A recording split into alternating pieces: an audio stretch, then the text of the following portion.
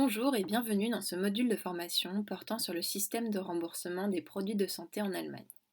L'objectif de cette présentation est d'apporter une vue d'ensemble sur le fonctionnement du système de soins, ainsi que de décrire les voies d'accès au remboursement pour les médicaments et dispositifs médicaux mis sur le marché allemand.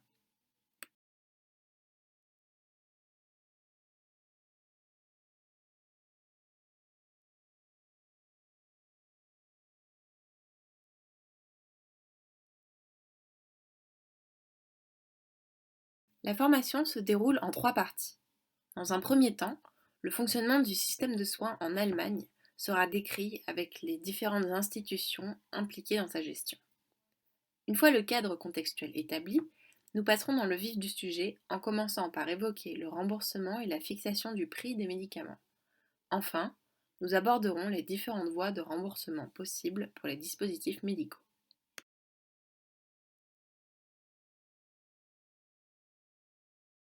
En Allemagne, il est obligatoire d'avoir une assurance maladie. On distingue deux types d'assurance maladie: l'assurance maladie publique et l'assurance maladie privée. L'assurance maladie publique est obligatoire pour tous les citoyens allemands, à moins que ces derniers ne soient des fonctionnaires ou alors qu'ils aient des revenus annuels supérieurs à un seuil fixé par la loi.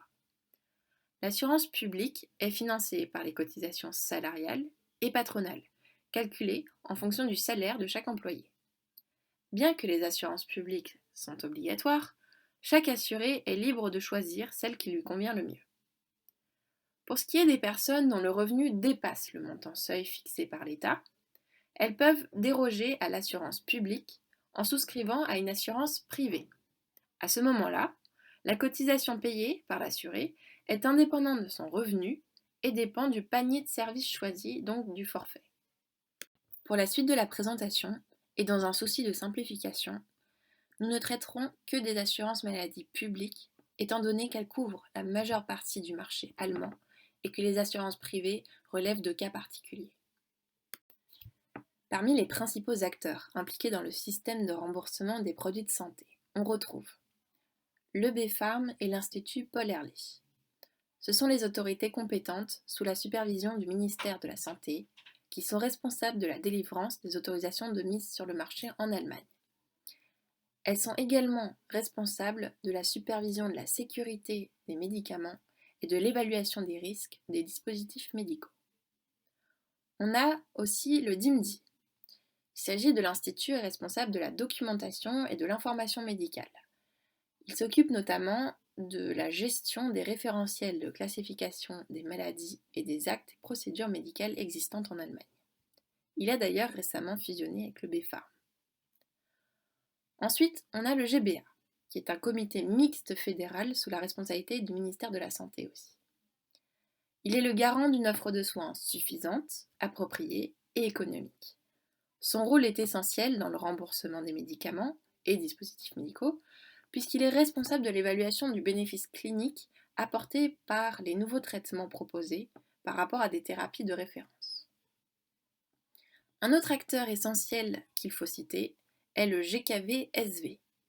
Il s'agit là de l'association représentante des intérêts des assurances publiques au niveau national et supranational. Cette association intervient au moment des négociations de prix avec les laboratoires pour la prise en charge des produits médicaux par les assurances publiques. Enfin, quant à l'INEC, il s'agit d'un institut qui soutient à la fois les hôpitaux et les assurances dans le développement et l'amélioration continue du système de facturation des services hospitaliers en Allemagne. Quels sont les médicaments remboursables par l'assurance maladie? En général, il s'agit de médicaments disponibles uniquement sur prescription. Cependant, il existe des cas d'exception. Par exemple, dans le cadre du traitement de cancer ou bien d'une grossesse, le médecin pourra prescrire des médicaments homéopathiques ou à base de magnésium, d'iode ou de fer, qui seront alors pris en charge par les assurances maladie publiques. Lorsque le patient se rend à la pharmacie pour récupérer son traitement, ces médicaments sont certes remboursés par l'assurance maladie, à la hauteur du prix négocié ou bien du prix de son groupe de référence, mais le patient doit également payer pour chaque boîte de médicaments un surplus compris entre 5 et 10 euros qui est déterminé en fonction du prix de la boîte de médicaments. En revanche, Il existe des cas dans lesquels le patient peut être exonéré de ce paiement supplémentaire. C'est le cas lorsque le patient est âgé de moins de 18 ans, ou lorsque le prix du médicament est 30% inférieur au prix de référence remboursé par l'assurance maladie, ou bien encore lorsque le patient a déjà dépassé pour l'année en cours le montant limite annuel qui a été fixé et calculé en fonction de ses revenus bruts. Et qu'en est-il des dispositifs médicaux? Contrairement aux médicaments, il existe de multiples voies d'accès au remboursement qui vont dépendre du secteur dans lequel sont employés les dispositifs médicaux. Ainsi, pour la suite de cette formation, on distinguera le système de remboursement des dispositifs médicaux dans le secteur ambulatoire de celui des dispositifs médicaux employés à l'hôpital. Notons cependant qu'il existe dans le secteur ambulatoire également des dispositifs médicaux associés à des actes médicaux qui ne sont pas couverts par les assurances publiques et qui tombent à la charge du patient. On les appelle les IGEL. Il s'agit par exemple de méthodes de diagnostic utilisant des dispositifs médicaux à des fins de dépistage préventif en dehors de prédispositions génétiques ou familiales. À présent que le contexte a été dressé, nous allons pouvoir passer dans le vif du sujet, à savoir le remboursement et la fixation des prix des produits de santé en Allemagne. Pour commencer, nous allons nous intéresser au remboursement des médicaments. Pour ce faire, nous allons voir comment se déroule le procédé établi par la loi AMNOG, et nous expliquerons aussi ce que sont les groupes de prix de référence évoqués dans l'introduction. Avant toute chose, il est essentiel de rappeler la manière selon laquelle un nouveau médicament peut accéder au remboursement. Tout d'abord, le médicament doit avoir obtenu son autorisation de mise sur le marché. Ensuite, en fonction du type de médicament, c'est-à-dire s'il s'agit d'un médicament sur ordonnance ou alors d'un OTC, on va déterminer si le médicament fera l'objet d'une prise en charge par les assurances maladie. Pour les nouveaux médicaments, sous la protection d'un brevet, la procédure enclenchée est celle de la loi AMNOG, que nous allons décrire dans la suite de cette présentation. Dans le cas des OTC, les laboratoires sont libres de fixer le prix en fonction des produits concurrents sur le marché. Notons que la procédure AMNOG ne s'applique qu'aux nouveaux médicaments commercialisés après 2011. Qu'est-ce que la loi AMNOG? Il s'agit d'une loi entrée en vigueur en 2011 qui prévoit la régulation des prix pour les médicaments innovants arrivant sur le marché allemand. L'intérêt de cette loi est de permettre aux laboratoires de continuer d'innover sans pour autant compromettre le système de remboursement des médicaments par les assurances maladie publiques. Le principe de cette loi repose sur la détermination d'un prix adéquat pour le nouveau médicament en fonction des résultats de l'évaluation du bénéfice clinique apporté par ce nouveau produit. Le diagramme suivant donne un aperçu du déroulement de la procédure AMNOG. Celle-ci se déroule sur un an et en deux temps. Dans un premier temps, au plus tard au moment de la mise sur le marché du nouveau médicament, le laboratoire doit remettre un dossier au GBA afin que ce dernier puisse entreprendre l'évaluation du bénéfice clinique du nouveau médicament. En fonction de ces résultats, on passera alors à la deuxième étape de la procédure, qui est celle de la fixation du prix. Supposons que le GBA ait reconnu un bénéfice au nouveau médicament. Dans ce cas, le laboratoire peut entrer en négociation avec le GKV-SV. Pour rappel, il s'agit de l'association représentante des assurances publiques. Si les deux parties ne parviennent pas à trouver un accord, une commission d'arbitrage sera saisie pour déterminer le prix final du médicament. Supposons maintenant, à l'inverse, que le GBA n'a pas reconnu de bénéfice supplémentaire au nouveau médicament par rapport à une thérapie de référence.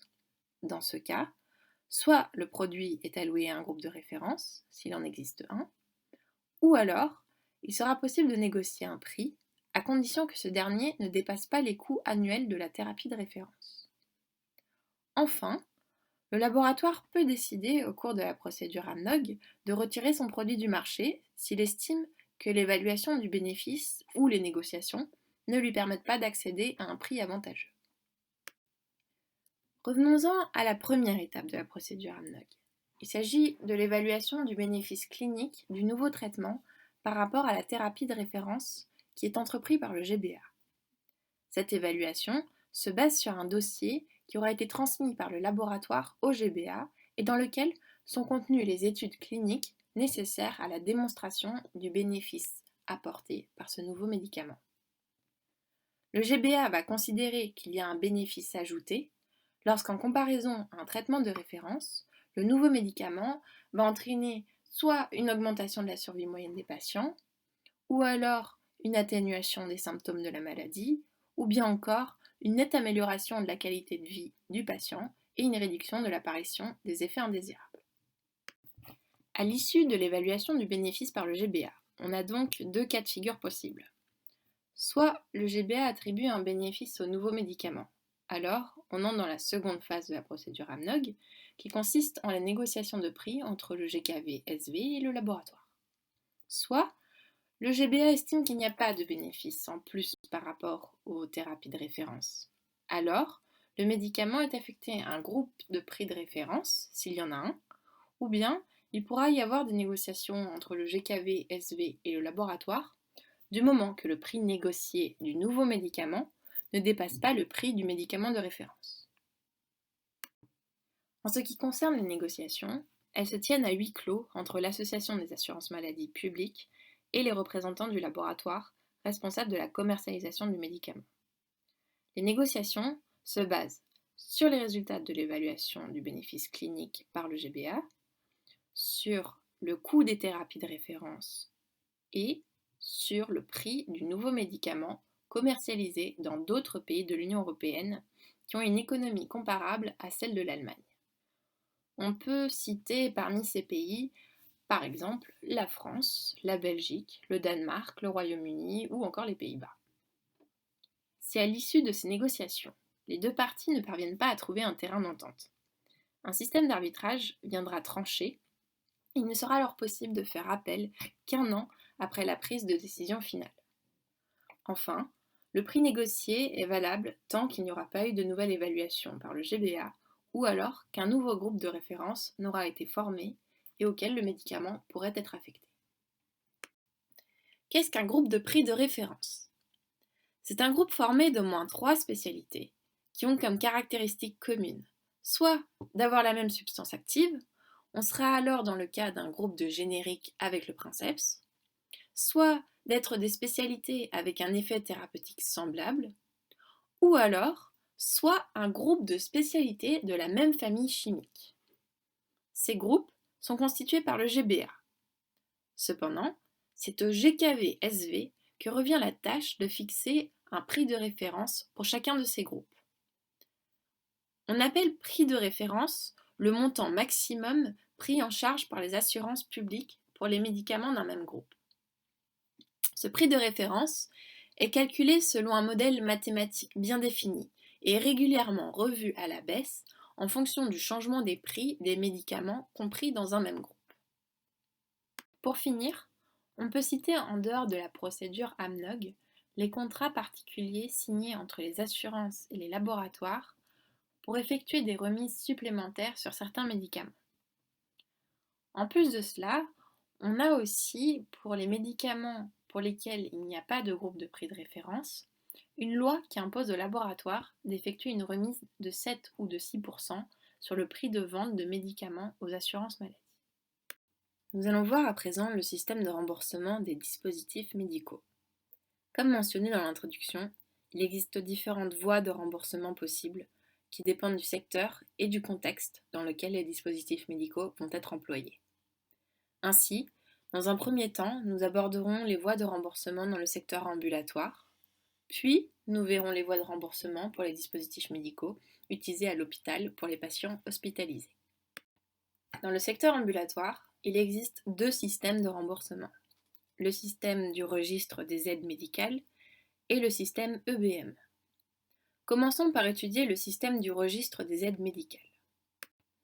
Le registre des aides médicales est une liste établie par le GKV-SV dans laquelle sont répertoriés les dispositifs médicaux pour lesquels les assurances maladie publiques sont tenues de proposer un remboursement à leurs assurés.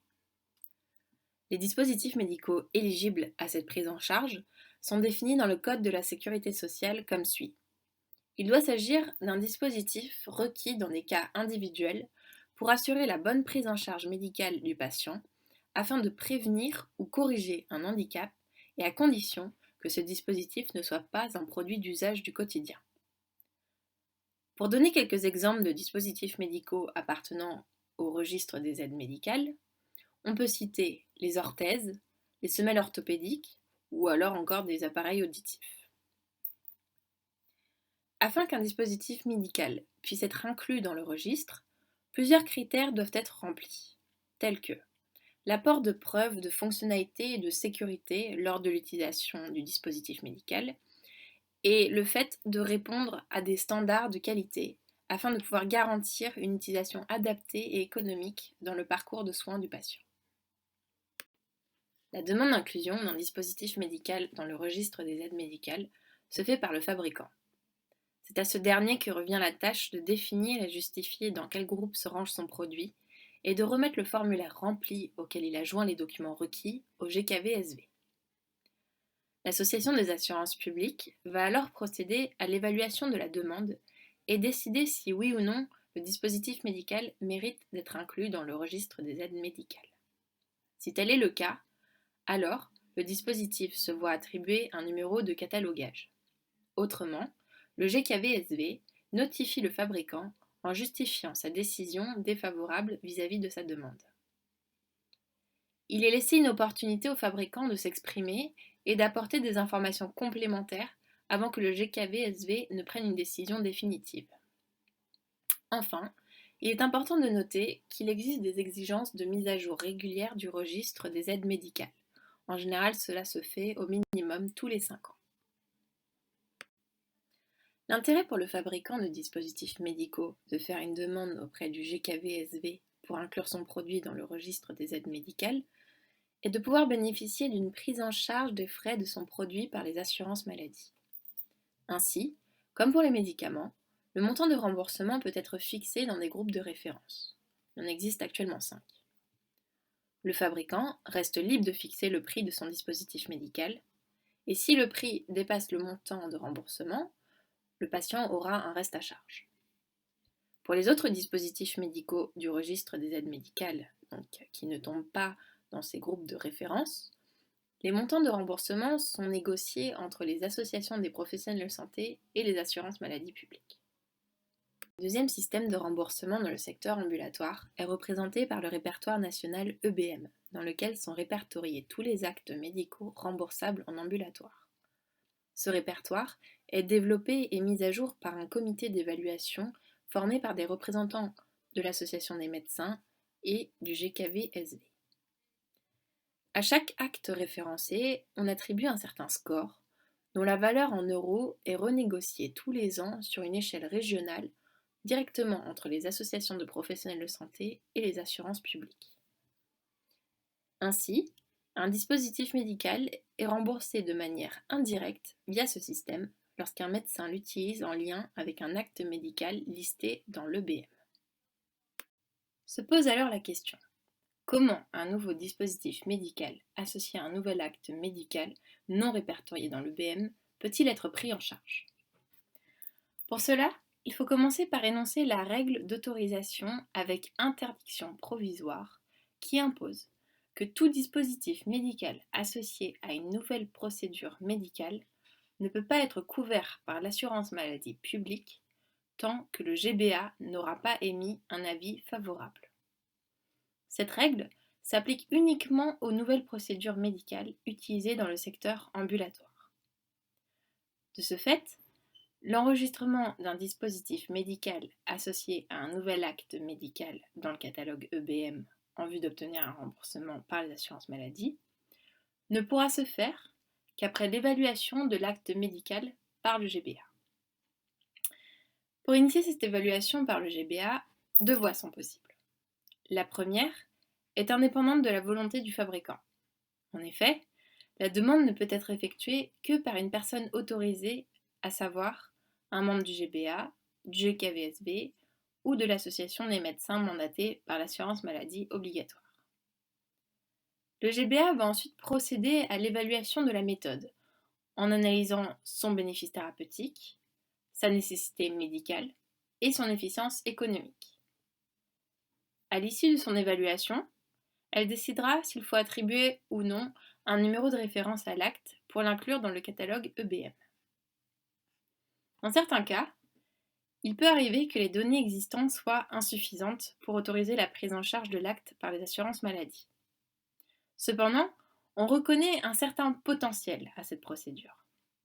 À ce moment-là, le GBA va fixer des conditions pour mener des essais cliniques et collecter les données manquantes pour la prise d'une décision finale.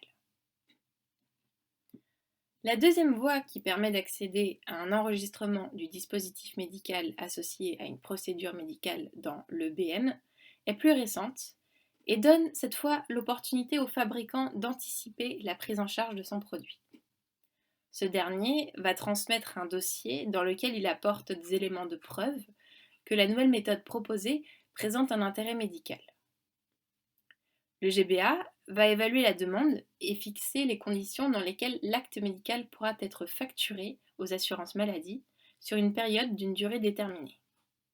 L'objectif pour le fabricant est à la fois de bénéficier d'une couverture médicale expérimentale de son produit et de générer les données manquantes pour démontrer le bénéfice thérapeutique de sa nouvelle méthode. La collecte et l'analyse des données générées au cours de ces études contrôlées est réalisée par une société de recherche contractuelle indépendante. À l'issue de cette étude, les résultats sont remis au GBA pour que celui-ci autorise ou non la prise en charge de la nouvelle procédure médicale. Nous arrivons maintenant aux voies d'accès au remboursement pour les dispositifs médicaux dans le secteur hospitalier.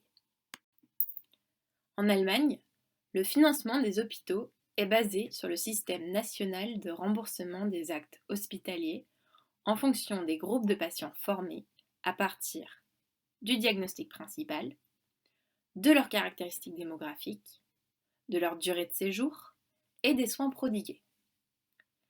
La création de ces groupes se base sur deux référentiels. Le premier est la classification internationale des maladies et le deuxième est le référentiel OPS qui contient l'ensemble des procédures et actes médicaux pratiqués dans les hôpitaux allemands.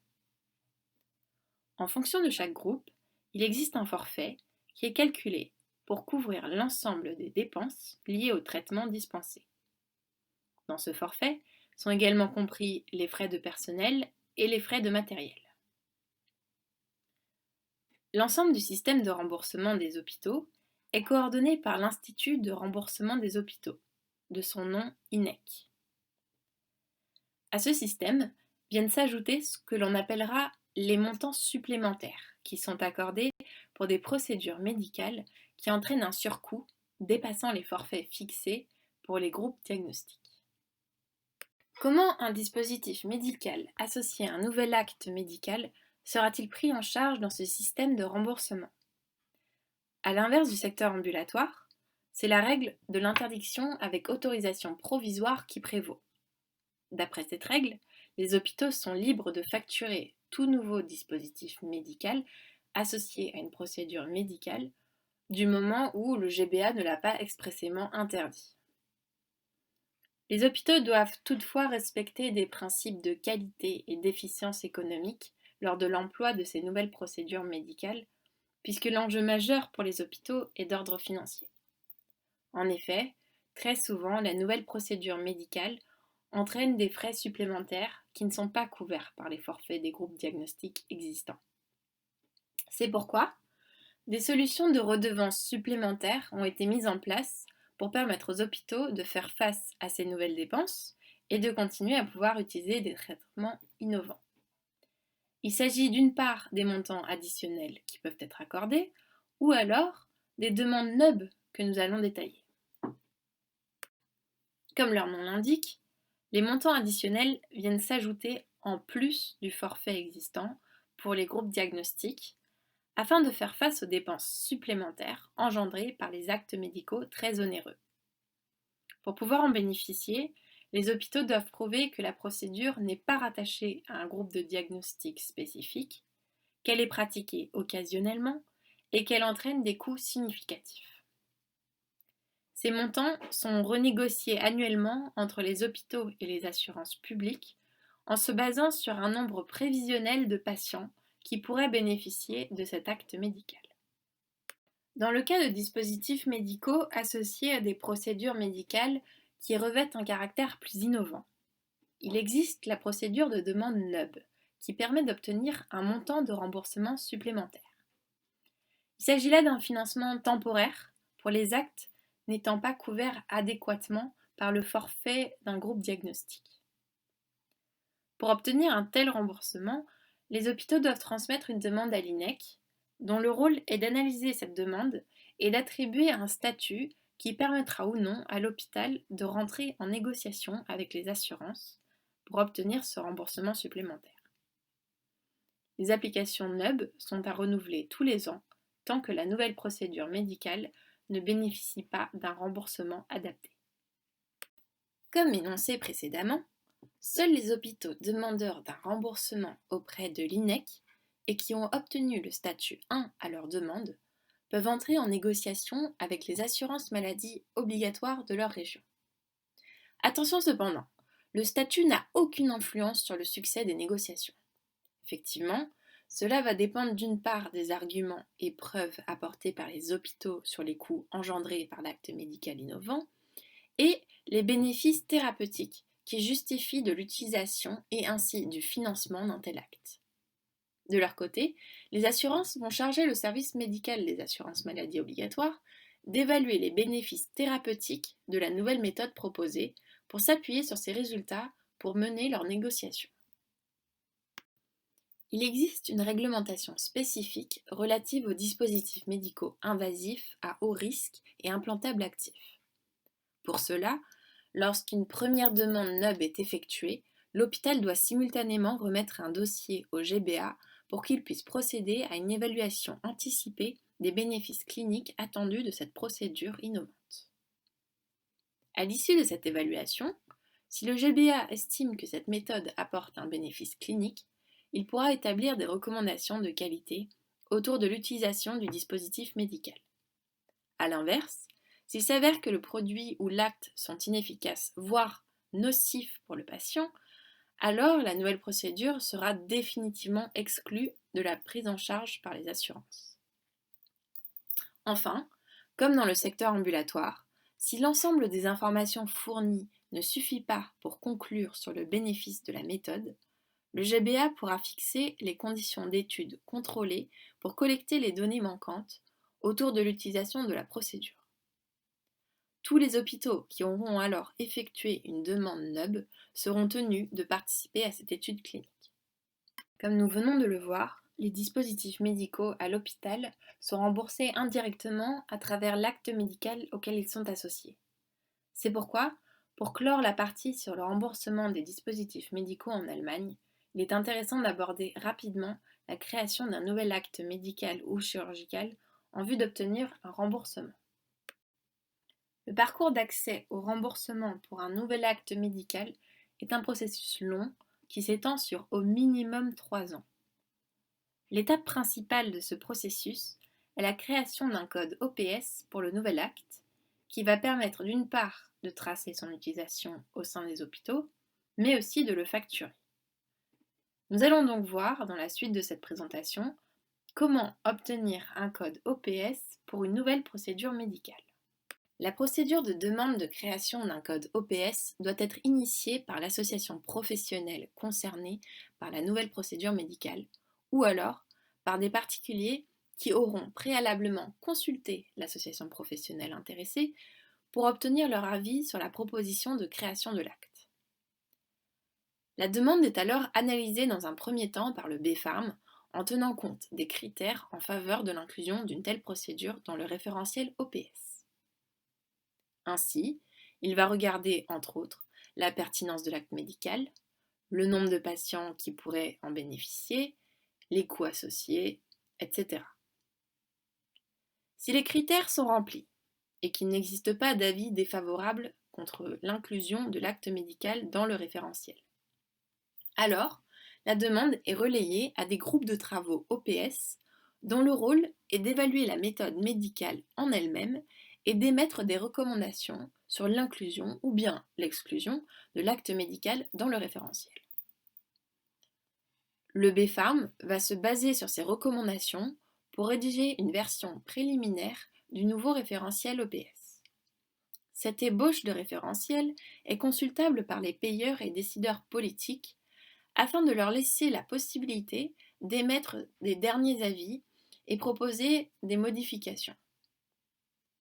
La version finale est publiée fin octobre et entre en vigueur dès janvier de l'année d'après.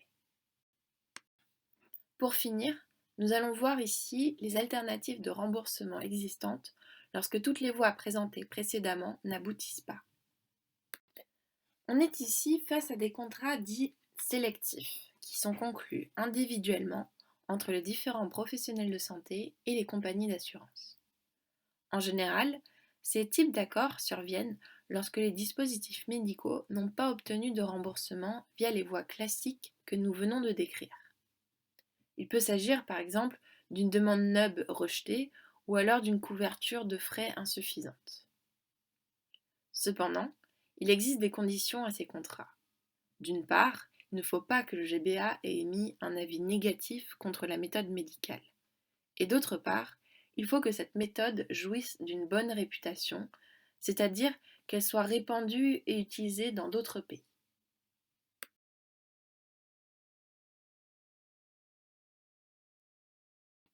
Pour conclure sur le remboursement des médicaments, nous rappelons ici l'importance de la loi AMNOG qui permet de concilier innovation et efficience économique. À ce système de remboursement des médicaments innovants viennent s'ajouter les fameux groupes de prix de référence qui sont là pour encadrer la fixation des prix de remboursement des médicaments génériques ou des médicaments ayant des effets thérapeutiques similaires. Enfin, pour ce qui est des dispositifs médicaux, nous avons vu que le système de prise en charge était beaucoup plus complexe puisque les règles qui régissent l'utilisation dans le secteur ambulatoire et le secteur hospitalier diffèrent. De plus, l'accès au remboursement pour les dispositifs médicaux est un processus qui s'étend sur plusieurs années. C'est pourquoi il est important pour un fabricant souhaitant commercialiser son produit en Allemagne de s'interroger dès sa conception sur le type de remboursement escompté. Ceci met fin à la formation sur le système de remboursement des produits de santé en Allemagne. Pour toute question, vous pouvez nous contacter aux adresses mail indiquées sur la slide suivante. Je vous remercie pour votre attention.